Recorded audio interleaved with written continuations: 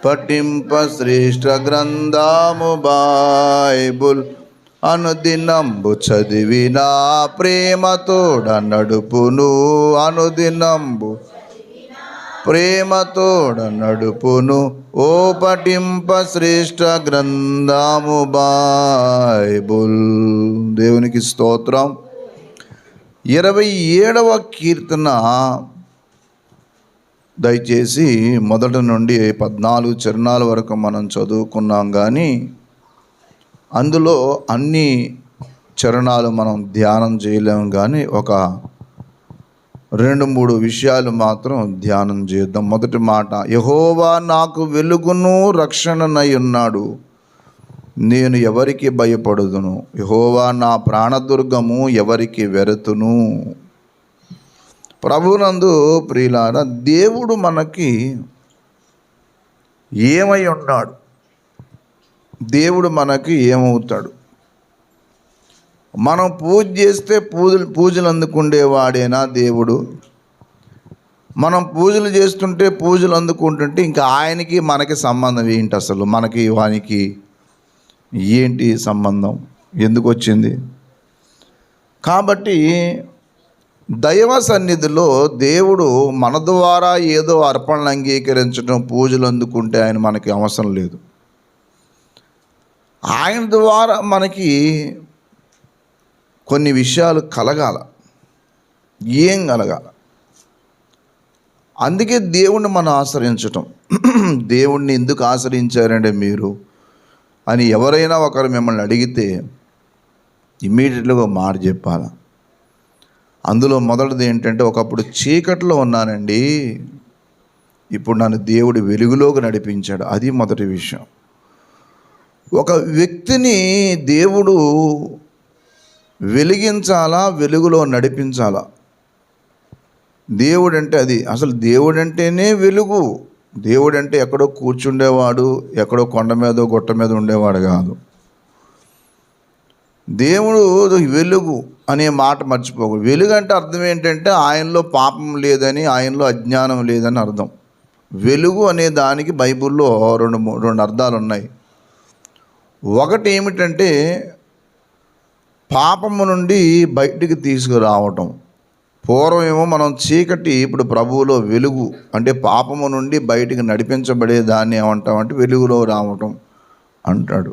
ఎఫెసీ పత్రిక 5వ అధ్యాయము 8వ మాట చూడండి దయచేసి. ఎఫెసీ పత్రిక 5వ అధ్యాయము 8వ మాట, మీరు పూర్వమందు చీకటై ఉన్నారు, ఇప్పుడు ప్రభువునందు ఏమై ఉన్నారు అనగా దేవుడు లేనప్పుడు నువ్వు చీకటి. నువ్వు ఏ పనన్నా చేస్తావు, ఏ అబ్బాయితోన్నా తిరుగుతావు, ఏ అమ్మాయితోన్నా తిరుగుతావు, ఏ చండాలం పనన్నా చేస్తావు. లిజన్ కేర్ఫుల్లీ, ఇక్కడ వినాలా? ఒక వ్యక్తికి దేవుడు లేడన్న దానికి రుజువు ఏంటనంటే, దైవ భయం లేకుండా, దేవుని యొక్క మాట లేకుండా వాళ్ళు ఇష్టానుసారంగా తిరిగే జీవితాన్ని, తమ స్వచిత్తాన్ని నెరవేర్చుకున్న జీవితాన్ని చీకటి జీవితమే అంటారు. మందిరానికి వచ్చిన వాళ్ళు అందరూ వెలుగులో ఉన్నట్టు కాదు. మందిరానికి వచ్చి కూడా దుష్ట సాంగత్యం చేస్తారు. ఎందుకు అంటే వాళ్ళకి దేవునితో సాంగత్యం లేక. దేవునితో సాంగత్యం చేసేవాళ్ళు దేవుడి మీదే ఉంటారు. ఎందుకంటే దేవుడు వెలుగు కాబట్టి చీకటి విషయాలకి వెళ్ళడు. యోహాను సువార్త 8వ అధ్యాయము 12వ వచనము చూడండి. యోహాను సువార్త 8:12. యోహాను సువార్త 8వ అధ్యాయము 12వ వచనం. మరలా యేసు, నేను లోకానికి వెలుగును, నన్ను వెంబడించేవాడు చీకటిలో నడవక జీవపు వెలుగు కలిగి ఉండును. నన్ను వెంబడించేవాడు చీకటిలో ఉండడు, చీకటి పనులు చేయడు, చీకటి ఆలోచనలు చేయడు. ఈ రోజుల్లో ఎలాగైపోయిందంటే జీవితాలు, మందిరమే జీవితం, మన ఆలోచనలు అన్నట్టున్నారు జనం. ఇలా ఉండకూడదంటేనే ఇప్పుడు వచ్చిన గొడవ అంతా. ఇప్పుడు గొడవ అంటే ఏమనుకుంటున్నారు? నేను ఎలా ఉంటే మీకు ఎందుకండి, నువ్వు మందిరంలో నీ ప్రార్థన చేసుకో, నా సంగతి నీకెందుకు, నేను ఎలాగన్నా ఉంటాను, నేను ఏ చీకట్లన్నా నడుస్తాను, నేను చర్చికి వస్తాను, నేను వచ్చినప్పుడు మీరేమీ నన్ను మాట్లాడకూడదు. మరి ఇంకెందుకు దేవుడు, మరి అక్కడ చీకట్లో ఉండి దేవుని దగ్గరికి వచ్చి చీకట్లో నడిస్తే ఇంకా నీ జీవితానికి లేదా దేవునికి సాక్ష్యం ఏముంటుంది? ఇప్పుడు వచ్చింది ఏంటంటే అలాగా ఏమి కూడా నువ్వు తప్పు చేస్తున్నావు అని అనకూడదు అన్నమాట. ఇప్పుడు అయితే మరి నువ్వు చీకట్లోనే ఉంటావా? అలాగుంటే మరి నరకాగ్నికి వెళ్తావు, మరి దానికి బాధ్యులు ఎవరు మరి? కాబట్టి ఆ బాధ్యులు కాకుండా ఉండడానికి ఒక మందిరములో ఉన్న ఒక బాధ్యత గల తల్లి, ఒక పెద్ద అక్క, ఒక చెల్లో, లేకపోతే భక్తిలో ఎదుగుతున్న బిడ్డ ఖచ్చితంగా తప్పు చేస్తున్న వాళ్ళని చూసి సీరియస్ అవుతారు. ఏంటమ్మా ఇది నీ జీవితం, ఏంటి అబ్బాయిలతో తిరిగిడేటి, ఏంటి పని ఏంటి అని ఒక తల్లి చూస్తే ఖచ్చితంగా రియాక్ట్ అవుతుంది. జీవితాన్ని ఏం చేద్దాం అనుకుంటున్నావు అని ఖచ్చితంగా తిడతారు. కానీ వాళ్ళకి ఏంటంటే చీకటినే ప్రేమిస్తూ ఉంటారట. చిత్రం ఏంటనంటే మనుషులు చేసే ప్రతి పనికిమాలిన పనులకి చీకటే ఇష్టపడతారు కానీ వెలుగుని ఇష్టపడరు. యోహాను సువార్త 3వ అధ్యాయం 19వ వచనం చూడండి. యోహాను సువార్త 3వ అధ్యాయము 19వ వచనం. ఆ తీర్పు ఇదే, వెలుగు లోకములోనికి వచ్చెను, తమ క్రియలు చెడ్డవైనందున మనుషులు వెలుగును ప్రేమింపక చీకటినే ప్రేమించారు. చదువు తల్లి. దుష్కార్యము చేయు ప్రతివాడు వెలుగును ద్వేషించును, తమ క్రియలు దుష్క్రియలుగా కనబడకుండానట్లు వెలుగునొద్దకు. అక్కడ 3 పొరపాట్లు చేస్తున్నాడు. ఏం పొరపాట్లు చేస్తున్నాడు? మరలా చదవండి 19లో. ఆ తీర్పు ఇదే, వెలుగు లోకంలోనికి వచ్చెను కానీ మనుషులు వెలుగును ప్రేమింపని స్థితి. ఇది మొదటిది. మరి దేని ప్రేమిస్తున్నాడు? ఏం చెప్పండి? ప్రేమించకూడని వాటిని ప్రేమిస్తున్నాడు. ఈ రోజుల్లో పిల్లలకి వ్యామోహానికి ప్రేమకి తేడా లేదు, తెలియట్లేదు. ప్రేమ అంటే మనసులో ఏదో కురుకు మట్టదు కొంతమందికి. ఈ ప్రేమనే మాట రాగానే మనసులో ఏదో ఆలోచన వచ్చేస్తుంది. ప్రేమనే మాటకి అబ్బాయిలు అమ్మాయిలు కలిపి తిరిగేది కాదు. అబ్బాయిలు అమ్మాయిలు కలిపి తిరిగేదాన్ని ప్రేమ అనరు, వ్యామోహం అంటారు. దాన్ని ప్రేమ అనేది భ్రమపడతారు చిన్న వయసులోనే. మొన్న ఎవడో 7th క్లాస్ చూడట 6th క్లాస్ అమ్మాయిని ప్రేమించాడు అంటాడు. 7వ తరగతి ఏమో ఆడుని, 6వ తరగతి అమ్మాయి ఏమో ఇదిని. అసలు వాళ్ళిద్దరికి పెళ్ళి చేశారనుకోండి, నిజంగా అనుకుందాం, ఏం చేస్తారు వాళ్ళు? అసలు ఆడికి ప్రేమనే మాటకి ఏమైనా అర్థం ఉందా? మనుషులు ఎంత దారుణంగా తయారయ్యారంటే ఇప్పుడు వాడి ఇష్టం, వాడు ఎలాగన్నా జీవిస్తాడు. దేవుడు, దేవుని వాక్యం ఇదేం అవసరం లేదు. రోడ్డు మీద పంది అలా తిరుగుతుంది, ఈడు అలా తిరుగుతాడు, వాడు ఎలాగన్నా జీవిస్తాడు. వాడికి ఏంటి అసలు దైవభయం అనేది లేదు. రేపు చచ్చిన నరకానికి పోయావనుకో, నిన్నెవడో ఆపేది ఏమి ఉండదు. నరకాగ్ని అనేది లేకపోతే నేను కూడా వాక్యం చెప్పను. వీళ్ళు ఏమనుకుంటుంటారంటే శరీరానికి ఏం దోస్తే అది. 7వ తరగతి ఏంటి, 6వ తరగతి పిల్ల వెనకాల తిరగటం ఏంటి? దేశాన్ని ఏలే ఒక నాయకురాలు సైతము జీవిత భాగస్వామి విషయంలో తప్పుడడిగేస్తుందట. ఆడపిల్లల యొక్క మనస్తత్వం ఎలాంటిదని అంటే, ఎంత గొప్ప చదువు చదివినా రోడ్డు మీద తిరిగే పనికిమాలంటూ కూడా వెనకాల వెళ్తుంది. అది చిత్రం. ఒక పెద్ద ఆయన చెప్పాడు నాకు, చాలా అందగత్తట ఒక అమ్మాయి, చాలా డబ్బులు. ఆ రోజుల్లోనే ఆ ఇంట్లో కార్లు ఉండేవి. కానీ చిత్రం ఏంటంటే రోజు జాయింకాయలు అమ్ముకోవడానికి వచ్చి కూడా ఒక అతను. ఏంటి చెప్పండి, జాయింకాయలు అమ్ముకోవడం. ఆడి పగలు చూస్తే రాత్రి కళ్ళకు వచ్చేస్తాడు, పళ్ళన్నీ గారబట్టేసి. మనిషి అంతా చూస్తే అసలు చూడలేం. ఎంత అందగత్తైన అమ్మాయి అంత ఆస్తిపరుల ఇంట్లో పుట్టి ఈ జాంకాయలు అమ్మేవాడు రోజు ఇంటికి వచ్చి పిలిస్తే ఆ జాంకాయల్లో మరి ఏం పెట్టాడో తెలియదు, కానీ మొత్తం మీద ఒక రోజు నా జాంకాయలు అమ్మేవాడు తెలిపోయింది పిల్ల. అందరూ ఆశ్చర్యపోయారు. అసలు ఆడిని చూసి, ఆడికి పెళ్ళయింది, ఒక భార్య, పిల్లలు, కానీ ఎంత అందగత్తైన పిల్ల. ఈ పిల్ల గురించి చాలామంది అనుకుంటేవారంట, అబ్బా ఏ ఇంట్లో పడుతుంది కానీ ఆ ఇంట్లో మంచి చక్కటి కొందనపు బొమ్మను సంపాదించుకొని అనుకుంటారని అనుకున్నారు. కానీ చిత్రం ఏంటి, ఈ పిల్ల ఏం చేసిందంటే, ఏం ఆవరించి ఉండాలి చెప్పండి, చీకటి. ఏంటి అని అంటే, ఇంకా మీరేం మాట్లాడొద్దు, నా కళ్ళు ఎట్టు చూడండి అంటది. అందరి కళ్ళుకనేమో అలా కనపడితే దీని కళ్ళుకమ్మ వాడు మహావీరుడు శూరుళ్ళ కనపడతాడు. ఆడికి గుట్టకాళ్ళనివాడు కదమ్మా, ఆడికి ఉద్యోగం లేదు, చదువు లేదు కదా. ఏంటంటే అదే వ్యామోహం అంటే. ప్రేమ అనేది అది కాదు. చీకటిలో ఉన్న వ్యక్తికి విచక్షణ కోల్పోతాడు. ఉంది, బైబిల్లోనే ఉంది. చీకటిలో నడుచువాడు తాను ఎక్కడికి వెళ్తున్నాడో, తాను ఏం చేస్తున్నాడో తెలియదు. యోహాను రాసిన పత్రిక, మొదటి పత్రిక 2వ అధ్యాయం 11వ వచనం చూడండి. యోహాను రాసిన పత్రిక చదవాలా. చీకటి అతని కన్నులకు గుడ్డితనము కలగజేసిన కనుక, అదే విషయం, చీకటి అతని కన్నులకు ఏం చేసింది, అర్థమైందా? వెలిగించబడ్డ వాళ్ళు ఏమో ఈ చీకట్లో ఉన్న వాళ్ళకి జ్ఞానం బోధిస్తే ఏమనుకుంటుంటారు, ఆ అంబాజీపేటలో ఉన్న పిచ్చోళ్ళు అనుకుంటారు. తెలుసా, అక్కడ పిచ్చి ఆసుపత్రి ఒకటి ఉండేదట, ఇప్పుడు ఉందో లేదో నాకు తెలియదు, కానీ ఎవరన్నా వాళ్ళు చూస్తాకి వెళ్తే అందరు కూడుకున్నారే, మనల్ని చూస్తాకి పిచ్చోళ్ళు వస్తున్నారా, ఎవరిని చూస్తాకి,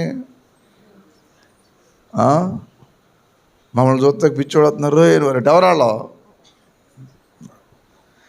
ఈ చీకట్లో ఉన్న వాళ్ళు ఏమనుకుంటారంటే, మనం ఏదన్నా ఒక మంచి చెప్తే తల్లి ఏం బాగా చెడిపోయింది, ఎవరో ఆ మంచి చెప్పే తల్లి.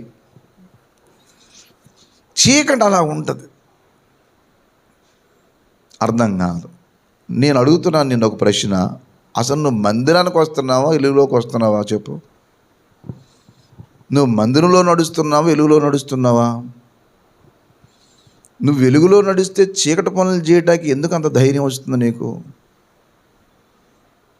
చీకట్లో నడిచే ప్రతి వ్యక్తి కూడా తన ఇష్టం వచ్చిన ప్రవర్తిస్తారు, అది విషయం. దైవ భయం అనేది ఏమి ఉండదు, చివరికి నరకాగ్నికి వెళ్తారనే భయం కూడా ఉండదు. అసలు నేను ఎప్పుడన్నా ఒక పూట ఒక చిన్న మాట గబుక్కొని మాట్లాడితేనే నాకు హృదయం అంతా కలతైపోద్ది. నేను మొన్న బాబోళ్ళు మేము ఒక చిన్న విషయంలో షాప్కి వెళ్ళాం, ఒక చిన్న తేడా జరిగింది. ఏమీ లేదు, మనం కొన్న వస్తువు మాకు సరిపోదండి, కొంచెం మార్చండి అని అంటే చాలా ఏడిపించేశారు వాళ్ళు. ఈ వారం రోజులు పట్టేసింది ఏకంగా, అన్నానా 2 వారాలు ఏడిపించారు. గట్టిగా మాట్లాడదామంటే దేవుని సందులో ఉండిపోయాం. ఏం మాట్లాడతాం, ఈ పక్క ఈరోజు ఈ లోపల దేవుని పని ఆగిపోతుంది. ఆ దేవుని పని కోసం కొన్నాం మనం, ఏం మాట్లాడతాం? సరే ఇంక ఆఖరికి ఒక స్నేహితుని పట్టుకొని, అయ్యా నేను మాట్లాడలేదంటే మాట్లాడలేక కాదు, నేను మామూలుగా ఉంటే కాలడేసుకుంటాను. ఇప్పుడు నేను దేవుని కానీ ప్రభు దగ్గర కానీ లేననుకోండి, అవతలోడు నోరు అనేటోడికి అయిపోతాడు, అంత ముండోడిని. ఆడు నోరెప్పకుండానే అయిపోతాడు. ఎందుకంటే దేవుని దగ్గర ఉన్నాం కాబట్టి కొంచెం మనం అదుపులో ఉండకపోతే సాక్ష్యం పోద్ది కదా, అది భయం. ఇంతకీ దెబ్బలాటకి నోటి మాటకి రాక కాదు, ఇంతకీ సాక్ష్యం వాడైపోద్ది. ప్రభువుని నమ్ముకున్న వాళ్ళు ఏంటంటే ఇలా ఉన్నారు అంటారని చెప్పి అలాగ ఆగిపోతాం అంతే, అందుకు మించి ఏం కాదు. లేదా అన్యాయం జరిగితే ఎలా ఊరుకుంటాం? సరే మొత్తం మీద వెళ్ళాం, బాబోళ్ళు మేము వెళ్ళాం, అడుగుతున్నాం, మేము సార్ అని అంటే మమ్మల్ని అలా నిలబెట్టి ఆయన పని చూసుకుంటున్నాడు. ఇది అందరి నేరం కాదు, వాడిదే నేరం, వాడే మభ్యపెట్టి ఇచ్చాడు. చెప్పాం కూడా, బాగోపోతే తెచ్చేస్తాం అని చెప్పి. అప్పుడు ఏం మాట్లాడినవాడు అంటాడు, ఆఖరికి మా ఫ్రెండ్ అందుకున్నాడు, నువ్వు ఇప్పుడు మిమ్మల్ని డబ్బులు ఇమ్మని అంటలేదు, నువ్వు మార్చమంటున్నావు, ఇదే మమ్మల్ని నిలబెట్టి నువ్వు ఏదో మమ్మల్ని ఏదో ఎందుకు పని చేయకుండా వచ్చారన్నట్టు చూస్తున్నావు అని చెప్పి మా ఫ్రెండ్ అన్నాడు. అనేటప్పటికి మా ఫ్రెండ్కి మండి, సరే డబ్బులు ఇచ్చైతే అన్నాడు. ఉన్నాడు సార్, మీ పనే చూస్తున్నాను. అప్పుడు దారిలోకి వచ్చాడు. ఈ లోపల పక్కన ఒక రోడ్డు ఏదో మాట్లాడాడు, నాయన మాకు బిల్లు ఇవ్వలేదు మీరు, అసలు అది చూసుకోండి అంటే ఇచ్చాను అంటాడు. ఇవ్వలేదని నాయన మేము ఎందుకు అబద్ధం ఆడతాం, పోనీ మీరు సీసీ కెమెరాలు చూసుకోండి అని ఇంత చెప్తున్నా కానీ అంటున్నాడు. ఆఖరికి మొత్తం మార్చేటప్పటికి మమ్మల్ని చాలా బాధ పెట్టారు. ఆయన అప్పుడు కొంచెం నోరు తెరిచి, 2 వారాలు ఏం చేస్తున్నారు మీరు, మమ్మల్ని ఎంత ఇబ్బంది పెట్టారో తెలుసా అని బూతులు కూడా మాట్లాడలేదు. కొంచెం గట్టిగా అన్నమాట, గట్టిగా మాట్లాడకు, నువ్వు చేసిన తప్పు నీవు అన్నాను. ఆ మాట అన్నాను కానీ మళ్ళీ బాబుతో అన్నావు, రే నాన్న ఓసారి అక్కడ దగ్గరికి టీ-షర్ట్ కొని ఇచ్చి సారీ చెప్పాలి రాదు ఏంటి ఆ మాట కిందకి. నేను చేసిన తప్పు ఏమి, వాళ్ళ చేసిన తప్పుకి ఒక చిన్న విషయం తేడా వస్తేనే మనసు కలత చెందుతుంది. అనవసరంగా ఎందుకు ఇలాగా అన్నాం అంటే అవతల వాళ్ళు దేవుని పని విషయం అంత నిర్లక్ష్యం చేశారనే బాధ తప్పిస్తే మనం ఏమి ఎవరిని అన్యాయం చేసింది కాదు. సరే మొత్తం మీద బాబు వెళ్ళాడు, మాట్లాడాడు, సరే మళ్ళీ వెళ్దాంలే అని చెప్పాను. ఎందుకు ఈ మాట చెప్తున్నా తెలుసా, దేవుని సన్నిధిలో ఉన్నప్పుడు నిజంగా వెలుగులో ఉంటే మనం ఏదన్నా ఒక పని పొరపాటును చేస్తే మనం ఏనాడు కూడా ధైర్యంగా ఉండలేం. మన మనసు చాలా విపరీతంగా గగ్గోలు పెడుతుంది. అదేమిటో కానీ కొంతమంది దేవుని సన్నిధి అని చెప్తున్నారు, అదే దేవునికి వ్యతిరేకంగా నడుస్తూ కూడా చాలా ధీమాగా ఉన్నారు. అది నీకు శాపం. అది నువ్వు చీకటి పనులు చేయటం నీకు సరదాగా ఉంటుంది, నీకు బాగున్నట్టు ఉంటుంది, కానీ నీ జీవితంలో ఎక్కడ లేని శాపం తెచ్చుకుంటావు. ఇది నీకు ముందు వయసులో తెలియదు. మీకు తెలుసా, ఓ విషయం చెప్తాను వినండి. ఈరోజు పెరట్లో చిన్న విత్తనం నాటారనుకోండి, రేపొద్దున మొక్క వస్తుందా? రాదు. ఆ మొక్క పైకి కనపడడానికి చాలా రోజులు పడుతుంది. అలాగే నువ్వు ఒక తప్పుడు వ్యవహారాల్లో కానీ జీవించావు అనుకో, వెంటనే నువ్వు ఫలితాన్ని చవి చూడవు, లాంగ్ రన్లో చవి చూస్తావు. ఈరోజు నీ భర్తనో నీ భార్యనో మోసం చేసి తప్పుడు అడుగులు వేసావు అనుకో, దాని ఫలితం నీకు వెంటనే రాదు. నన్ను ఎవరు చూడలేదు అనుకుని నీ తల్లిదండ్రులు కళ్ళు కప్పి ఏదో నిష్ఠాసారంగా జీవించావు అనుకో, వెంటనే దాని శిక్ష వెంటనే అనిపించేవు. Time taken. ఏదన్నా అంతే, మనుషుడు చేసే ప్రతి పాపము కూడా ఏదొక రోజున తప్పనిసరిగా ఫలితం అనిపిస్తాడు. నువ్వు చీకట్లో ఉన్నావన్న దానికి రుజువు నీకు 10 మంది నీ ఎదురుకుంటూ వచ్చి నీకేం చెప్పవసరం లేదు, నువ్వు చేసే పనులే నీ ఎదురుకుంటూ సాక్ష్యం చెప్తాయి. దావీదు ఏడ్చాడు ఆ విషయంలో, నా పాపం ఎల్లప్పుడూ నా ఎదుటనే ఉన్నది. 51వ కీర్తనలు అన్నాడు అన్నమాట. 51వ కీర్తన మొదటి నుంచి చూడండి. దేవా నీ కృప చొప్పున నన్ను కరుణించు, నీ వాత్సల్య బాహుళ్యము చొప్పున తుడిచివేయి, నా దోషం పోవునట్లు నన్ను బాగుగా కడుగు, నన్ను పవిత్రపరచు, నా అతిక్రమములు నాకు తెలుసా తెలీదా? నా పాపం ఎల్లప్పుడూ ఎలా తెలుసు? అది కళ్ళ ముందు ఆడుతుంది. నువ్వేమనుకుంటావు అంటే నేను చేసేది ఎవడు చూడ, వీధిలో డ్యాన్స్ చేస్తే ఎవడు చూడా, నువ్వు మైమరిచి నువ్వేదో చేస్తే వాళ్ళతో వీళ్ళతో తిరిగి చేస్తున్న పనులు ఎవడు చూడవు. పిల్లి పొయ్యిలో పడుకొని పాలు తాగుద్దట, కళ్ళు మూసుకుని పాలు తాగుద్దట. అది కళ్ళు మూసుకుని పాలు తాగుతూ అనుకుంటుందంట, నన్ను ఎవడ చూడలేదు. ఆస్ట్రిచ్ అనే పక్షి ఉంటుంది, ఆస్ట్రిచ్ ఇసుక ఎడారిలో ఉంటుంది. అది దాన్ని ఎవరన్నా వేటగాళ్ళు తరుగుతుంటే ఏం చేద్దాంటే తెలుసు, అది పరిగెట్టుకుంటూ వెళ్ళి బుర్రకాయ తీసుకెళ్ళి ఇసుకలో పెట్టి, అమ్మయ్య ఇప్పుడు నన్ను వేటగాడు చూడట్లేదు అనుకోండి. ఎందుకు ఒళ్ళంతా బయట ఉంటుంది, దాన్ని బుర్ర మాత్రం ఎక్కడ ఉంటుంది చెప్పండి, ఇసుకలో ఉంటుంది. కళ్ళుతో పాటు ఇసుకలో పెట్టుకొని నేను దాక్కున్నాను అనుకుంటుంది. అది పాపం చేసే ప్రతివాడు అలాగే అనుకుంటాడు. నన్ను ఎవడో చూడటం లేదు అనుకుంటాడట. వాడి జ్ఞానం వాడిని పాడు చేస్తుందట. కీర్తన యెషయా-గ్రంథం 47:10 చూడండి ఓ మాట. యెషయా-గ్రంథము 47వ అధ్యాయం 10వ మాట. దయచేసి 47:10. నీ చెడుతనమును నువ్వు ఆధారము చేసుకొని ఎవడును నన్ను చూడడని నువ్వు అనుకుంటివి. నేనున్నాను, నేను తప్ప మరి ఎవరు లేరని అనుకున్నట్లుగా నీ విద్య నిన్నేం చేసాయి, చెరిపేసాయి. నీ విద్య అంటే చదువుకున్నావని కాదు అర్థం. నువ్వు అందులో విద్యావంతురాలు. ఎందులో? చేసిన తప్పులు దాచే విషయంలో. ఎందులో అంటే మాటలు చక్కగా పేర్చి మాట్లాడే విషయంలో, అందులో విద్యావంతుడు నువ్వు. ఆ విద్య నిన్నేం చేసిందని అంటే నన్ను ఎవడో చూడటంలే అనుకుంటాం. కానీ వన్ డే విల్ కమ్, ఒక రోజు వస్తుంది. ఆ రోజు ఏమో తెలుసా? అప్పుడు నువ్వు చేసిన దానికి అప్పుడు ఫలితం అనిపిస్తావు. చాలా రోజులు పడద్దు. అది పాపానికి ఫలితానికి వెంటనే ఉండదు. పాపం చేయడానికి ఫలితం వెంటనే రాదు. అందుకే మనుషులు అంత చెడిపోట కారణమట. ప్రసంగి గ్రంథము 8వ అధ్యాయం 11వ వచనం చూడండి. ప్రసంగి గ్రంథము 8వ అధ్యాయము 11వ వచనం. దుష్క్రియలకు లేదా చెడ్డ పనులకు తగిన శిక్ష శీఘ్రమే కలగకపోవట చూచి హృదయపూర్వకంగా ఏం చేస్తారు? ఎందుకు చేస్తున్నారు?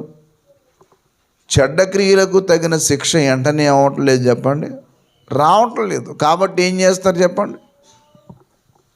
వెంటనే మనుషులు భయం విడిచిపెట్టి ఏం చేస్తారు చెప్పండి? అలాగని చెప్పి వెంటనే రాదా శిక్ష? తర్వాత రాదా అంటే వస్తుంది. శిక్ష అయితే మాత్రం తప్పించుకోవటం అసాధ్యం. చాలామంది అనుకుంటూ ఉంటారు, ఏమి చేసిన దానికి శిక్ష ఏమొస్తుందండి, ఏమి రాదండి అనుకుంటుంటారు. అలాంటి భ్రమ ఏం పడక బాబు. నువ్వు చేసిన దానికి తప్పనిసరిగా ఒకానొక రోజున మాత్రం శిక్ష మాత్రం అనుభవించి తీరవలసినదే. ఎవరైనా సరే, వీళ్ళు వాళ్ళు అనేది ఏమి ఉండదు. సామెతల గ్రంథము భలే మాట రాశాడు, ఒక మాట చూడండి. సామెతల గ్రంథము 6వ అధ్యాయము 27వ వచనం దగ్గర నుంచి చూడండి. సామెతల గ్రంథము 6వ అధ్యాయము 27వ వచనం. ఒకడు తన ఒడిలో అగ్ని ఉంచుకుని ఎడల కాలకుంటాయా? నడిస్తే వాడు పాదములు కమలకుండునా కూడువాడు ఆ ప్రకారమే నాశనమగును. ఆమెను ముట్టువాడు శిక్ష అద్దిగది. 32వ వచనం. జారత్వము జరిగించువాడు కేవలం బుద్ధిశూన్యుడు, ఆ కార్యము చేయవాడు స్వనాశనము కోరువాడే. వాడు దెబ్బలకును అవమానముకును వానికి కలుగు అపకీర్తి ఎన్నటికి. భర్తకు పుట్టు రోషము మహారౌద్రము గలది, చేయి కాలమదటి వాడి కనికర పడడు. ఇది విషయం.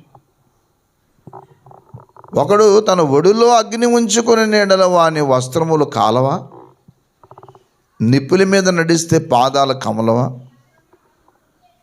తన పొరుగు వాని భార్యను కూడువాడు ఆ ప్రకారం. ఈ రోజుల్లో భార్యాభర్తల సంబంధం అంటే ఏముంది, భార్య ఉంటుంది, ఇంకో భార్యను చూసుకుందాం అంటే, ఇంకో భార్య అంటే ఇంకొక ఆమెతోని. ఇప్పుడు భర్తకు భార్య, భార్యకు భర్త అని చెప్పి ప్రమాణం చేస్తారు. చేసిన తర్వాత ఏ పరిస్థితుల్లో అయినా సరే నా భర్తకు నేను అన్యాయం చేయనని ఆమె చేస్తుంది, నా భార్యకు అన్యాయం చేయని ఇతడు చేస్తాడు. మరి కొన్ని రోజులు అయిన తర్వాత వేరే పనికిమాలోడు ముఖం నీకు నచ్చుతుందని అని ఎవరన్నా ఒకవేళ అలాంటి జారిపోయే పరిస్థితి, జారత్వానికి వెళ్ళే పరిస్థితి వస్తే ఇదే జరుగుతుంది. చాలామంది గృహాలు పాడైపోవడానికి, జీవితాలు పాడైపోవడానికి కారణం ఇదే. నువ్వు అనుకుంటావు ఏమనంటే నన్ను ఎవడు చూడ్డని. చూడరా, చిన్న కుర్రాడు సాక్ష్యం చెప్తాడు నీ సంగతి ఏంటో. మన ఊరు వెళ్తే ఆ ఊరిలో ఒక అబ్బాయి చెప్తున్నాడు, బాబోయ్ వాళ్ళండి వాళ్ళు మీకెళ్ళి తెలుసండి ఏమంటే, మీలాంటి వాళ్ళు తెలియకూడదు సార్ వాళ్ళంట. ఏమంటే నాకు డౌట్ వచ్చింది ఏనైనా అని అంటే, వాళ్ళకి మీకు ఎందుకంటే బాబు పరిచయం అని. ఏమీ అని అంటే, అలాంటి వాళ్ళతో మీరు మాట్లాడకూడదు సార్, మీలాంటి వాళ్ళు మాట్లాడకూడదంటే నాకు భయం వేసింది. ఏమిరా చెప్పండి అని అంటే చెప్తున్నాడు, ఆ ఇంటి ఆవిడ మంచిది కాదండి బాబు. చూసారా ఏంటి ఎంత ఇంకా చిన్న కుర్రాడు, పెద్ద ఎలాంటి సత్సంబాలు ఏమి తెలియదు వాడికి పాపం. అయినా కానీ ఇది చేయకూడదని అర్థమవుతుంది వాడికి. మరి పెళ్ళైన వాడికి ఎంత బాగా ఉండాలా. వెళ్ళకుండా వెనక్కి వచ్చేసాను అక్కడి నుంచి, ఆ ఊరు నుంచి. ఇంక మళ్ళీ వెళ్ళకూడదు అనిపించింది. నాకు తెలియదు, మనకేం తెలుసు, ఏదో పొరుగు ఊరు. జీవితంలో ఇదే జరుగుతుంది. ఒకడు తన ఒడిలో అగ్ని ఉంచుకుని ఎడల వాని వస్త్రములు కాలకుండినా నడిస్తే పాదాలు కమలవా. నాశనం అనేది వాళ్ళ జీవితానికి వస్తుంది. మరి ఎందుకు ఇలా చేస్తారు నాకు చెప్పండి. టోటల్గా చీకటే.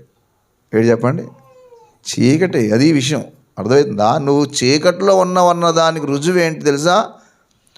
భయం విడిచి తప్పు చేయడానికి తెగించేస్తావు. ఇది నువ్వు చీకట్లో ఉన్నవన్న దానికి రుజువు. ఇది పాపం చేయడానికి భయపడిపోయే వ్యక్తి ఎవరంటే, అమ్మో దేవునికి యోసేపు అంత గొప్పోడు ఎందుకు అయ్యాడు, ఎస్తేర్ అంత గొప్ప స్థితికి ఎందుకు వెళ్ళింది, రూతుని కొంచెం మంచి సాక్ష్యం ఉందండి. రూతు యవ్వనస్తురాలు, కానీ ఆ మాట నన్ను భలే పట్టుకుంది. నన్ను ఆకర్షించింది ఏంటి తెలుసా మీకు? బోయజు రూతు గురించి ఒక మంచి సాక్ష్యం చెప్పాడు.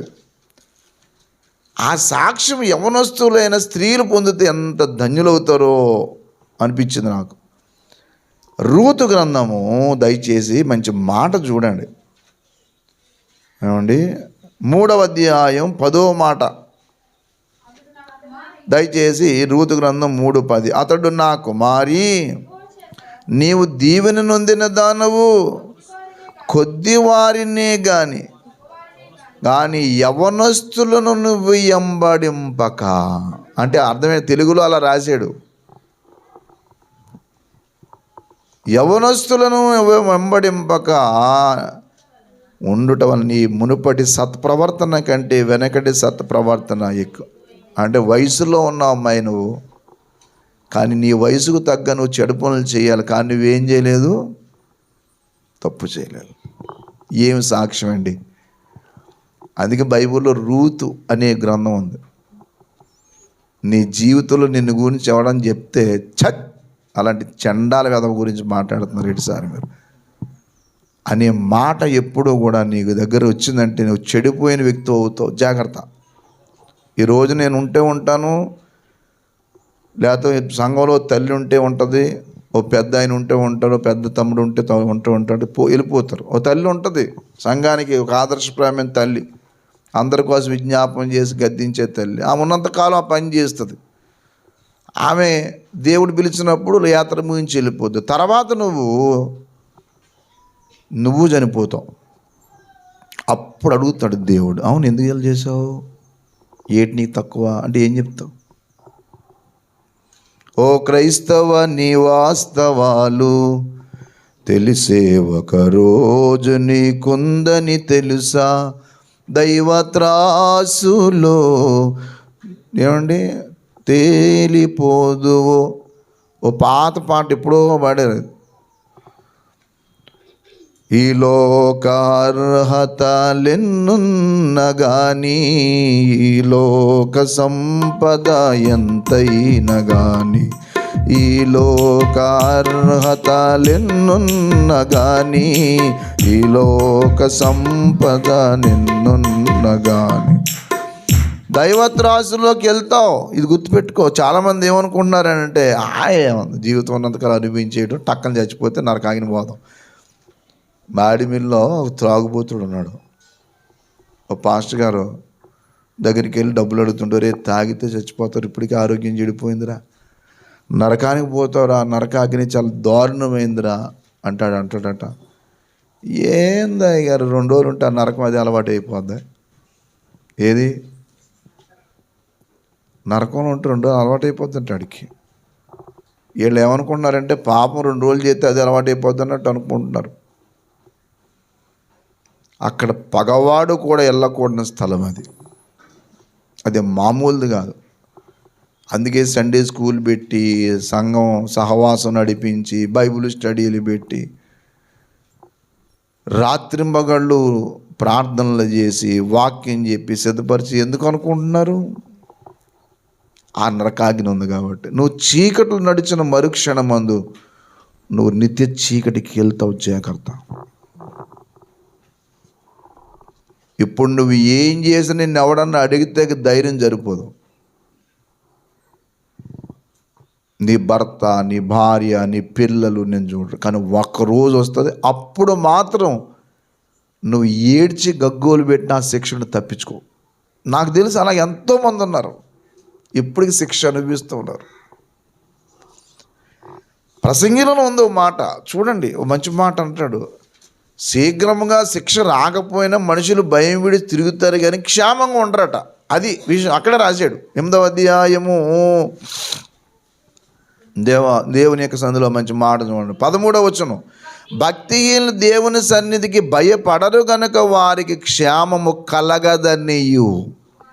అర్థమైందా? భయం విడిచి తప్పులు చేస్తారు, కానీ అలాగని చెప్పి క్షేమంగా ఉంటారా? ఉండరు. అక్కడే ఉంది. ఏమన్నా చెప్పండి, వారు క్షేమముగా ఉండరు. పైపెచ్చి ఏమనుకుంటారంటే ఏముందండి అనుకుంటూ ఉంటారంట. నీడ వంటి దీర్ఘాయువును పొందకపోవదని నేను ఎరుగుదును, వ్యర్థమైనది మరి ఒకటి. చూసారా చిత్రమైన విషయం.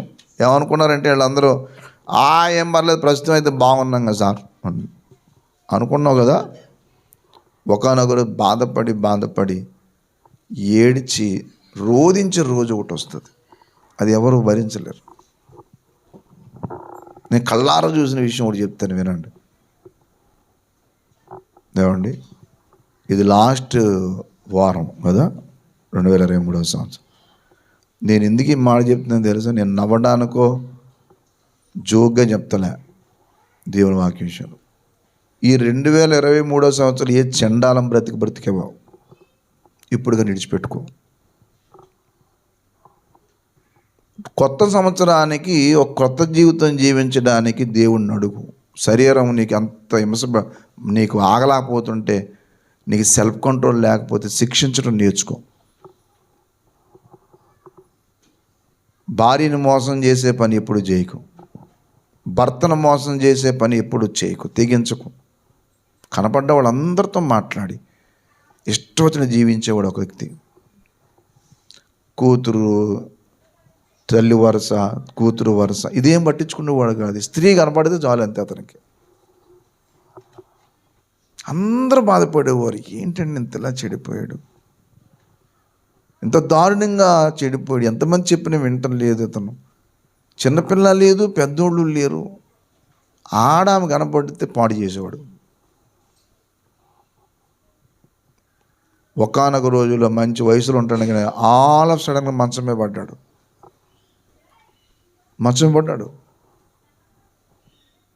ఒళ్ళంతా ఏదో మొత్తం మీద దద్దుర్లాగా వచ్చినట్టు వచ్చాయి. ఏ హాస్పిటల్ చూపించినా కానీ, మళ్ళీ మంచి ఉద్యోగస్తుడు, డబ్బులు ఉండే చేతినిండా, అంతే. మంచమే పడగానే ఏం జరిగిందంటే ఇంకా లేవలేదు, ఇంకా లేచి తిరిగే పరిస్థితి లేదు. పెద్ద వయసు ఏమి కాదు, మళ్ళా 50 సంవత్సరాల లోపే. జరిగింది ఏంటంటే, మంచం మీద పడుకుంటే ఈ ప్రక్క నుంచి ఈ పక్క తిరగాలంటే తనకు తాను తిరగలేకపోయాడు. పిల్లలు వచ్చి తిప్పాల. పిల్లలు వచ్చి తిప్పితే ఈ ప్రక్కన్న చర్మం అంతా మంచానికి అంటుకుపోయి ఉండేది. అంటుకుపోవడం కాదు, భయంకరమైన వాసన. ఎన్ని డెటాల్ బాటిల్ జల్లినా కానీ ఆ వాసనకు తట్టుకోలేకపోయేవారు.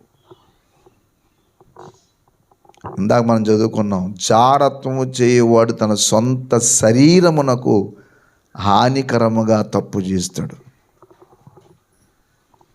శరీరం ఇప్పుడు నీకు గట్టిగా ఉంది కాబట్టి, చిన్న వయసు కాబట్టి నువ్వు ఏదన్నా చేయడానికి తెగిస్తావు. కానీ నీ శరీరం ఒకనొక రోజున ఏమవుతుంది తెలుసా, నువ్వే చెప్తావు ఇలాంటి పని చేయొద్దని. వాళ్ళ పిల్లలు అనేవారు బ్రతకాలని మాత్రం ఎవ్వరు ప్రార్థన చేయకండి దయచేసి. మరి అది చిత్రం. దైవ సేవకులు చెప్పేటప్పుడు పిల్లలు ఏమన్నారంటే, మా నాన్న బ్రతకాలని చేయకండి, త్వరగా చచ్చిపోవాలని చేయండి. చంపడానికి అవకాశం లేదు కానీ లేకపోతే మేమే చంపేద్దాం. ఇంత చండాలంగా బ్రతికేడుతున్నాం. పిల్లలకి మాకు బుద్ధి చెప్పవలసిన వాడు వీడే చెడిపోయాడు. నీ కొడుకులు, నీ కూతుళ్ళు లేదా నీ పిల్లలు చూస్తే ఏమనుకుంటారు? నిన్నేమంటారు? ఇంకో సంగతి కూడా చెప్తా. శారీరక పాపం చేసిన వాళ్ళ యొక్క జీవితంలో ఒక తల్లి భక్తి పారైతే తప్ప పిల్లలు క్షేమంగా ఉండరు.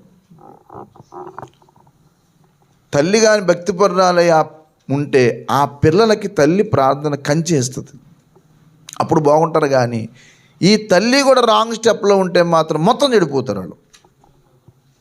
అలాగే ఎంతోమంది ఉన్నారు. ఆ తల్లి ప్రార్థన ఏం చేసిందంటే కొంతమందికి ఆ పిల్లలకి కంచేసి కాపాడింది. ప్రతి వేళ అడ్డుదారులు అయినా కానీ ఆ నలుగురు పిల్లల్లో ఒక ముగ్గురు సెటిల్ అయ్యారు, ఒక మాత్రం ఒకటి సెటిల్ అవ్వలేదు, అవలాపోయాడు. ప్రభావం చూపించింది. ఉంటుంది అది. నీ పిల్లల చేతులారా శాపగ్రస్తులు చేసేది నువ్వే, ఎవరో కాదు. నాకు తెలుసు చాలామంది తప్పడడికి వేసిన పిల్లల కుటుంబాల్లో పిల్లలు క్షేమంగా సెటిల్ అయిన వాళ్ళు ఒకరు ఇద్దరు ముగ్గురు ఉన్నా కానీ నలుగురు ఉంటే అందులో ఎవరో ఒకరు ఉంటారు. చూడండి, మీరు కావాలితే చూడండి. మీరు నేను చెప్పేది కాదు, ఇది దేవుని శాసనం. ఇది చాలామంది ఏమనుకుంటుంటారంటే నేను తప్పు చేశాను కదా అనుకుంటా. చేసినది పెద్ద ఏముంది అనుకుంటా, కానీ నీ వయసులో చేసింది ఇప్పుడు నీకు అంటున్నారు అది. అందుకే చీకటి చాలా ప్రమాదకరమైనది. నిన్ను వెంటాడి వెంటాడి వెంటాడి వెంటాడి ఏం చేస్తుంది తెలుసా, చిక్కులు పెడుతుంది. చూడండి సామెతల గ్రంథం 5వ అధ్యాయం 21వ వచనం చూడండి ఆ మాట. సామెతల గ్రంథము లేదా 12 ముందు చూడండి, 12వ వచనం మీరు చూడండి. 12 5వ అధ్యాయం 12వ వచనం. తొదకు నీ మాంసమును నీ శరీరమును క్షీణించినప్పుడు అయ్యో ఉపదేశమును నీ ఎట్లు త్రోసివేసి తిని, నా హృదయ గద్దింపును నెట్లు తృణీకరించాను. నా బోధకుల మాటకు నేనేం చేయలేకపోయాను, వినకపోయాను. నా ఉపదేశకులకు నేనేం చేయలేదు, చెవి. ఎప్పుడు సోదకు నీ మాంసమును నీ శరీరమును క్షీణించినప్పుడు. మీకు పైన జరుగుద్ది ఆ మాట, పైన చెప్పాడు ఏం జరిగిందో. ఆ ముందు చదివితే మీకు అర్థమవుతుంది అదంతా. ఏమండి, ఆ 8 నుంచి చదివితే మీకు అర్థమవుద్ది. నువ్వు వెళ్తే ఇలాగ అవుతావు, క్రూరులకు నీ జీవితం పాడవుతావు, చివరికి నీ మాంసమును శరీరమును క్షీణిస్తుంది అని చెప్పుకుంటూ వచ్చాడు. మీరు ఇంటికి వెళ్ళి చదువుకోండి. అయ్యో ఉపదేశం ఎంతమంది చెప్తే ఎందుకు నేను వినలేకపోయాను. తప్పడడుగు వేసిన వాడి జీవితం అలాగవుతుందట. మీరు పైనుంచి 8వ వచనం చదివితే అర్థమవుతుంది మీకు. లేఖనము ఎప్పుడు కూడా ఇది దేవుని వాక్యం, పరిశుద్ధాత్మ దేవుడు రాయించన్నమాట. నువ్వు భయం విడిచి ఏదైనా చీకట్లోకి వెళ్ళావు అనుకో, ఆ చీకట్లోంచి అలాగలా వెళ్తావు. కాబట్టి ఈ 2023వ సంవత్సరంలో ఏమైతే జీవించవు, నువ్వు పశ్చాత్తాపడమని నేనుగా చెప్పేది, దేవుడు ఆజ్ఞాపిస్తాడు. పడతావో పశ్చాత్తాపడవో అది నీ ఇష్టం. తప్పును ఒప్పుకుంటావో ఒప్పుకోవో నీ ఇష్టం. అది దేవుని బాధ్యత ఏంటంటే హెచ్చరించు. వాళ్ళు వినను వినకపోయినను చెప్పు, వినకపోతే నేను చూసుకుంటా అని యెహెజ్కేలు గ్రంథంలో చెప్పాడు. అందుకే సంఘంలో ఉన్న ప్రతి వ్యక్తి ఎవరు ఏం తప్పు చేసినా ఊరుకుండే వాళ్ళేమో, నాకెందుకు అనుకున్న వాళ్ళేమో దైవ భయం లేని వాళ్ళు. ఊరుకోకుండా ఎవరన్నా మాట్లాడుతుంటే ఆ తల్లి కరెక్ట్, ఆ తల్లికి ఉన్న భారం ఎవరికి లేదని అర్థం. కొన్నిసార్లు ఒక్కొక్క తల్లి సహించలేక అనేస్తుంది, ఏంటి చిచే మీ జీవితం అనే మాట. ఆవిడంటే ఒళ్ళు మండిపోద్ది నాకు అందరికీ, కానీ ఆవిడే కరెక్ట్, ఆ తల్లే కరెక్ట్. ఎందుకంటే మేలును కోరి స్నేహితుడు గాయములు చేస్తాడు, పగవాడు లెక్కలేనన్ని ప్రేమించే తల్లి కాబట్టి వెళ్తాడు. ఒక బిడ్డ బాగుపడాలనుకున్న తల్లి ఏం చేద్ద తెలుసా, తప్పు జరగగానే రియాక్ట్ ఎరగదొన్నుద్ది. ఎవడరా నువ్వు, ఏమనుకున్నావురా నువ్వు. పిల్లల్ని నిజంగా ప్రేమించే తల్లి మామూలుగా రియాక్ట్ అవ్వదు, చంపేస్తుంది అన్నమాట. నువ్వు చెడిపోతే ఎవడు కొనుక్కున్నావురా బాధ్యత, నేనే బాధపడతా, నాకు రా నష్టం, నీకేట్రా ముందు అని. ఆ కొట్టినప్పుడు వాడికి బాధ ఉంటుంది. చూసినవాడు అందరూ ఏంటి అలా కుట్టేస్తున్న పిల్లని, ఆ పిల్లని అలాగా అని అందరూ అనుకుంటారు.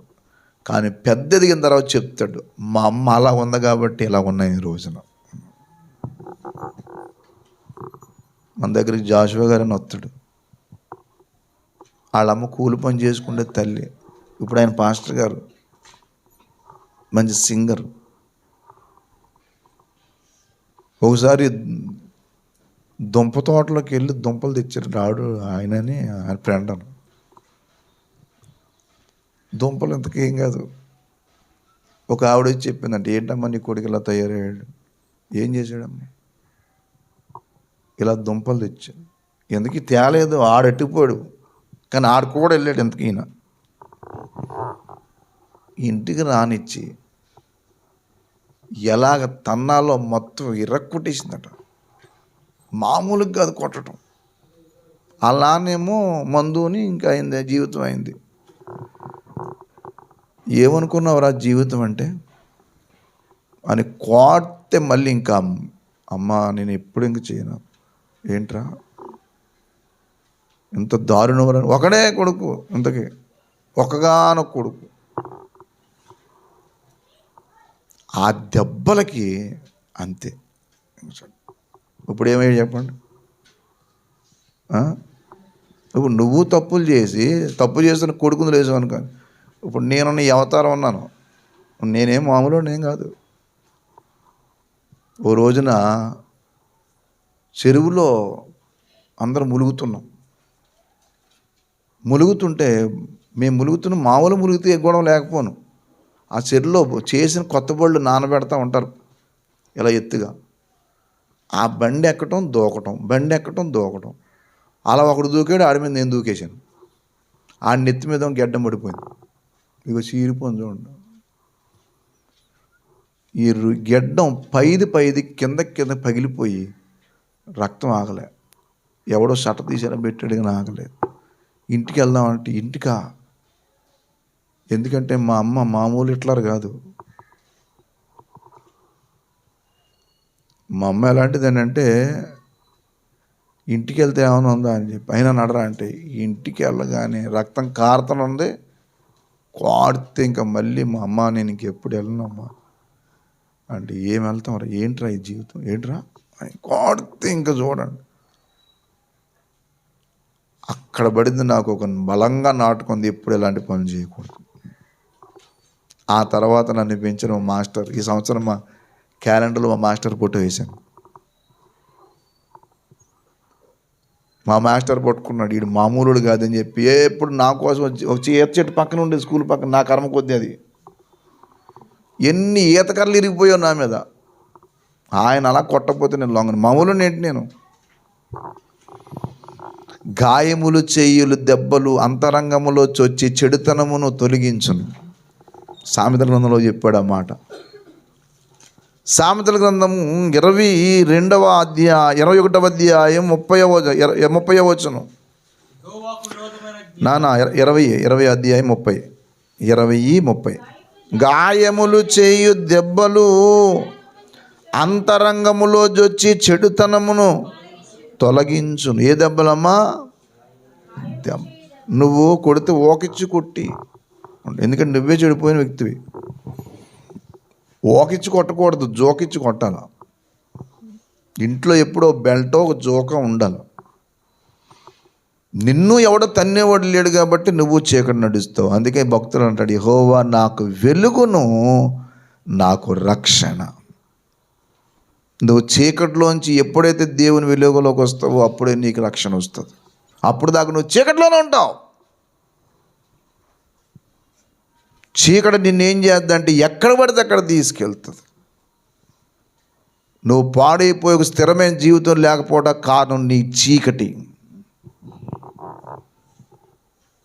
ఒకానొక టైం రాగానే నీ ఇష్టం వచ్చినట్టు జీవించటం, అది నీ శాపం. నీకు శాపం తెచ్చుకుంటావు. కాబట్టి భక్తులు అంటున్నాడు, యెహోవా నాకు వెలుగు, నాకేంటి చెప్పండి? రక్షణ. మీకు ఒక సంగతి గుర్తుపెట్టుకోండి, 80 పిల్లల్లో దావీదు ఆఖరివాడు. సాధారణంగా ఆఖరివాడి మీద ఏముంటుంది? ప్రేమ గారం ఎక్కువ ఉంటుంది. కానీ చిత్రం ఏంటంటే ఆ 80 కనపడలేదు, కానీ బైబిల్లోకి దావీదు వచ్చాడు. ఏమి అంతమంది రానోడు దావీదుకే స్థానం ఎందుకు ఇచ్చాడు దేవుడు తెలుసా? దావీదు యొక్క జీవితంలో దేవుడికి ఇచ్చినంత ప్రాధాన్యత మిగతా వాళ్ళు ఇవ్వలేదు. అది విషయం. 80 సరిగ్గా కనపడలేదు దేవుని సందులో. దావీదు ఆఖరివాడు, గొర్రెలు కాసుకునేవాడు, చిన్నోడు. కానీ చిత్రం ఏంటంటే అందరికంటే ఉద్దండుడైన సాక్షి అయ్యాడు. దేవునికి స్తోత్రం. నువ్వు ఎక్కడో మట్టిలో పుడితేనో ఓ పల్లెటూరులో పుడితేనో నువ్వు దావీదులాగా కానీ 27వ కీర్తనలో చెప్పుకున్నట్టు చెప్పి, 27వ కీర్తన నేను పూర్తిగా ఇప్పుడు చెప్పలేను, కానీ మీరు ఇంటికి వెళ్ళి బాగా కన్నీళ్ళతో చదవండి ఆ కీర్తన. ఎన్ని విషయాలు రాశాడో. నాకు వెలుగు ఆయన, నాకు రక్షణ ఆయన. రక్షణ అంటే వెలుగు. అందుకే నాకు కూడా ఉన్న వీళ్ళు ఉంటారు, వీళ్ళని ఎంత ప్రేమిస్తానో అంత సీరియస్ అయిపోతున్నాను. తేడా వచ్చిందంటే వదిలేదు ఏముండదు వీళ్ళని. పాపం వాళ్ళు ఏదో మా పాస్టర్ గారికి వాళ్ళంటే బాగా ప్రేమ అనుకుంటే ఏమనుకుంటున్నారు మీరు. ఎప్పుడు అలా భ్రమించకండి. రేపొద్దున వాడంటూ బతికాడంటే నాకు దేవుడు ఒక గొప్ప ఉపకారం చేసాడని చెప్పి బతుకాల. దైవ సన్నిధిలో దావీదు అలా జీవించడానికి కారణం ఏంటంటే వాళ్ళ అమ్మ. ఎవరమ్మా? అందుకే ఏమన్నాడంటే నీ సేవకుని కొడుకుని అనలేదు ఆయన, నీ సేవకురాలు కుమారుని అన్నాడు. ఆ నాన్నగారు చెడ్డోడని కాదు అక్కడ అర్థం. ఆ నాన్నగారు అంతా పట్టించుకున్నాడో లేదో నాకు తెలియదు, కానీ వాళ్ళ అమ్మ విషయం ఎత్తి కూడా మాట్లాడితే ఏమని కూడా చెప్పండి, నీ సేవకురాలు కొడుకును, నీ సేవకురాలు కుమారుణ్ణి. దయచేసి 116వ కీర్తన 16వ మాట చూడండి. నిజముగా నీ సేవకుడను, నీ సేవకుడను, నీ సేవకురాలి కుమారుడను. దేవునికి స్తోత్రం. 86వ కీర్తన 16వ మాట చూడండి. నా తట్టు తిరిగి నన్ను కరుణించు. అద్దిగది నీ చదవాలి. అద్దిగది నీ సేవకురాలి, అది నీ సేవకురాలి కుమారుడిని ఏం చేయి? దేవునికి స్తోత్రం కలుగునుగాక. వాళ్ళ అమ్మ ఏం చేసిందంటే దావీదుని ఎలా మలచాలలో మలిచింది. సంఘంలో ఉన్న ప్రతి తల్లిని అడుగుతున్నాను, వాట్ అబౌట్ యువర్ సెల్ఫ్? నువ్వేంటి చెప్పు. నీ పిల్లలకి క్రమశిక్షణ నేర్పే విషయంలో, భక్తి నేర్పే విషయంలో నువ్వు ఎంత ఉన్నావు చెప్పు. తండ్రి అంటే ఎక్కడో కష్టపడతాడు, ఏదో పనులు చేసుకుంటాడు, అన్ని బాధ్యతలు. తండ్రి ప్రతి పిల్లల తండ్రికి చెప్తున్నాను నేను, అతిగారం పెట్టుకుని నెత్తిని ఎక్కించుకోకండి. క్రమశిక్షణకు వచ్చేటప్పుడు క్రమశిక్షణ. ఇది గుర్తుపెట్టుకోండి. ఏ రోజున కూడా నీ జీవితంలో నువ్వు నీ పిల్లల శాపం అనిపించడానికి కారణం కాకూడదు. శాపగ్రస్తులు అవ్వకూడదు వాళ్ళు. అలాంటి పొరపాటు ఎప్పుడు చేయకు. దేవుడు నాకు వెలుగు. పిల్లలకి అది చెప్పు, నాయన దేవుడు రా నీకు వెలుగు. ఈ లోకంలో ఎవరు కాదు ముఖ్యం, దేవుడు. యెహోవా నాకు వెలుగును రక్షణ, నేను ఎవరికి భయపడతాను అని ఎన్ని చెప్పుకుంటూ వచ్చాడో. దేవుడు వెలుగైనప్పుడు 5వ చరణంలో చెప్పాడు, 27వ కీర్తనలో, ఆపత్కాలములో పర్ణశాలలో దాస్తాడట. 5వ చరణం చూడండి. ఆపత్కాలమున పర్ణశాలలో నన్ను దాచను. దేవుడు నీకు రక్షణ వెలుగైతే నీకు వచ్చే కష్టకాలం రాదని కాదు, వస్తాయి, కానీ దేవుడు దాచిపెడతాడు. దేవునికి స్తోత్రం. దేవుడు నీకు వెలుగు, దేవుడు నీ కాపరైనంత మాత్రాన్ని ఏమి కష్టాలు రావని అనుకోవద్దు. ఇది మాట గుర్తుపెట్టుకోండి. 23వ కీర్తనలో యెహోవా నా కాపరి అన్నాడు. 27వ కీర్తనలో యెహోవా నా వెలుగు అన్నాడు కదా. 23వ కీర్తన నా కాపరి అని చెప్పేసి ఏ కష్టం రాదని చెప్పాడా? గాఢాంధకారపు లోయలో నేను సంచరించిన అన్నాడు. అక్కడ గాఢాంధకారపు లోయ వచ్చింది. మరి అయితే ఏంటట? నీ దండమును నీ దుడ్డు కర్రను. దేవుడు కాపరిగా ఉన్నా కానీ కొన్నిసార్లు గాఢాంధకారపు లోయలు ఎదురొస్తాయి, కానీ అప్పుడు దేవుని దండము దుడ్డు కర్ర నీకు కాపుదలు ఉంటుంది. ఇక్కడ దేవుడు వెలుగై ఉన్నా కానీ ఆపత్కాలం రాదని అనలే, వస్తుంది. ఆపత్కాలంలో కూడా దేవుడు ఏం చేస్తాడు చెప్పండి? తన పర్ణశాలలో దాచిపెడతాడు. ఆయన నిన్ను ఎన్ని పరిస్థితులు రానవ్వండి, దేవుడు తన దగ్గర దాచిపెట్టుకుంటాడు నిన్ను. నా బిడ్డను నేను ఎలా వదిలేసుకుంటాను అనే రీతిగా దేవుడు దాచిపెడతాడు, చేస్తాడు. తప్పు చేసిన దానికి దేవుడు కోపం ఉంటుంది, ఉండకుండా ఉండదు. కానీ కష్టం రాగానే దేవుడు జాలిపడి ఏం చేస్తాడు? సర్లే అని చెప్పి చూస్తాడు. ఎప్పుడు దేవుని సందులో నమ్మకంగా జీవిస్తున్నప్పుడు, పాపం చేయలేదు, ఇంకా తప్పు చేయలేదు, తప్పు చేయకుండా ఉన్నాడు. కష్టకాలం వచ్చింది, ఎంత నమ్మకంగా వెళ్తున్నాను, ఏటాకి కష్టం అనుకున్నాడు, దేవుడు ఆదుకున్నాడు అంతే. దేవునికి స్తోత్రం కలుగునుగాక. కష్టకాలము, ఇబ్బందుల కాలము నీకు వస్తుంది, కానీ దేవుని కాపరిగా పెట్టుకో. అలాగే కొన్నిసార్లు కొంతమంది నిన్ను వదిలేస్తారు కూడా, నిన్ను విడిచిపెడతారు. అలాంటిదప్పుడు కూడా దేవుడు నిన్ను చేరదీస్తాడు. 10వ చరణం 27వ కీర్తన 10వ చరణం ముందు 8 చదవండి. నా సన్నిధిని వెదుకుడని. అది ఇంత పరిస్థితి ఉన్నా కానీ ముందు సన్నిధి వెతకమని అందరినీ చెప్తున్నాడు, కానీ అందరూ వినలే. మరి ఎవరు విన్నారు? ఈయన ఒక్కడే విన్నాడు. 100 మందికి వాక్యం వినబడుతుంది, 100 మంది సరిగా ఉండకపోవచ్చు, కానీ నీ ఒక్క వ్యక్తివి సరిగ్గా ఉండటం నేర్చుకో. అక్కడ అదే మాట అన్నాడు, నా సన్నిధి వెదుకుడి అనేది బహువచనం. వాళ్ళందరూ వెతికేరు లేదని మనకు తెలియదు. నీ సన్నిధి వెతికేదరని నా హృదయము నీతో, ఐఎమ్ రెడీ టు సీక్. నేను ఈ సన్నిధి వెతకడానికి రెడీ నాయన. అందరికీ చెప్పాడు దేవుడు, అందరూ వినలే, కానీ ఈయన ఒక్కడే మాత్రం వెతుక్కున్నాడు. నువ్వు అందరితో పాటు ఉండడానికి ప్రయత్నం చేయకు, నువ్వంటూ ప్రత్యేకంగా దేవుని కోసం బ్రతుకు. అందరితో పాటు ఆల్రెడీ అని చేత నువ్వు చేస్తావేటి? ఒకసారి మీటింగ్కి వెళ్ళాను నేను, పాట పాడుతున్నారు, అక్కడ పాస్టర్ గారు అందరు గొంతులు వేస్తుంటే నన్ను లాగి చేయలేదు, డాన్స్ చేయనంట. నేనా అన్నాను. అని పర్లేదు సార్, మనం అప్పుడప్పుడు దావీదు నాట్యం ఆడాడు కదా, నాట్యం అంటున్నాడు నన్ను. నేను అన్నాను, అది పాత నిబంధన బాబు, ఆయన నాట్యం చేసినా కానీ అందం ఉంటుంది. ఇప్పుడు నేను నాట్యం చేస్తే అందం ఉండదు, లేనిపోని పనులు ఉంటాయి. ఇలాంటి పిచ్చి పనులు నాతో చేయించకండి. వాళ్ళు ఏమనుకుంటాం నాకెందుకు?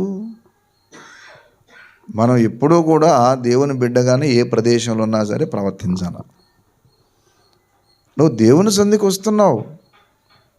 నీ జీవితంలో నీ హృదయము దేవునితో ఎలా ఉండాలంటే, ప్రభు అందరూ వెతుకుతారు లేదు నాకు తెలియదు, అందరి సంగతి నాకెందుకు, నన్ను ఒక ప్రత్యేకంగా ఎంచుకున్నావు, నీకు స్తోత్రం అని చెప్పి దేవునికి నువ్వు ఉన్నావు.